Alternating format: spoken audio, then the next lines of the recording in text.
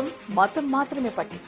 దేశాన్నేమో అభివృద్ధి చేస్తారనే వారి కోసమే ఈ వీడియో. మోదీ పాలించిన 10 ఏళ్లలో చేసిన అభివృద్ధిని ఒక్కసారి పరిశీలిస్తే 2014లో నేషనల్ హైవేలు కేవలం 91,287 కిలోమీటర్లుంటే 2024కు అవి 1,46,145 కిలోమీటర్లకు చేరుకున్నాయి. అంటే 60 ఏళ్లలో నిర్మించిన దానిని 50% కేవలం 10 ఏళ్లలో నిర్మించారన్నమాట. ఇందులో హై స్పీడ్ కారిడార్లు 353 కిలోమీటర్ల నుంచి 3,913 కిలోమీటర్లకు పెరిగాయి. ఎయిర్పోర్ట్లు 2014లో కేవలం 74 ఉంటే ప్రస్తుతం అవి 149కి చేరాయి. రైల్వే ఎలక్ట్రిఫికేషన్ 2004 నుంచి 2014 వరకు రోజుకు 1.42 కిలోమీటర్లు జరుగుతుంటే ప్రస్తుతం అది రోజుకు 18 కిలోమీటర్ల వేగంతో జరుగుతోంది. మెట్రో ఉన్న నగరాలు 2014 వరకు 5 మాత్రమే ఉంటే ప్రస్తుతం అవి 20కి చేరాయి. వందే భారత్ రైళ్లు ఇప్పటికే 50కి పైగా పరుగులు పెడుతున్నాయి. ఉడాన్ విమానాలు 2017లో మొదలు కాగా ప్రస్తుతం అవి 517 రూట్లలో ప్రయాణిస్తున్నాయి. ఆప్టికల్ ఫైబర్ 2014 వరకు 6,577 కిలోమీటర్లుంటే ప్రస్తుతం అవి